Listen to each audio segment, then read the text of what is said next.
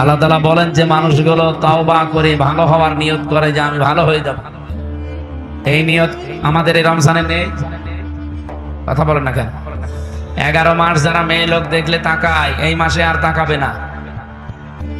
ঠিক মানে এটা ঠিক হওয়া লাগবে। বহু মানুষ এই মেসেজ দেয় এখানে, বলো হুজুর প্রথম প্রথম বিয়ের পরে 1-1.5 বছর 2 বছর ভালো লাগতো, এখনো সাঁতার আর ভালো লাগে না। এক জিনিস আর কতদিন? আরে শয়তান, এক জিনিস আর কতদিন মানে?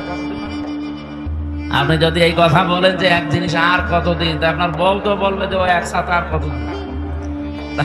তাহলে দুইজনই পাল্টাপাল্টি করি না, এটা একটা রোগ। তা কি বলেন তো, এই রোগ আছে যার যার হাত তোলেন তো। না এখানে নেই আলহামদুলিল্লাহ। তাহলে আমার মোবাইলে যে মেসেজ আসে ফেরেশতারা দেয়, নিজের বউ দেখলে আর ভালো লাগতে চায় না, আকর্ষণ হয় না। অন্যেরটা দেখলেই কেমন যেন মনে হয় যে আল্লাহ মিয়া। এটা একটা রোগ।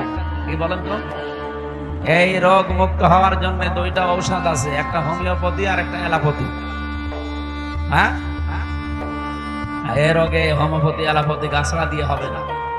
এখানে আল্লাহ রাব্বুল আলামিন 2টা ঔষধ দিয়েছেন। যারা এখানে এরকম রোগে রোগী আছেন, আজকে থেকে ঔষধ খাওয়া লাগবে।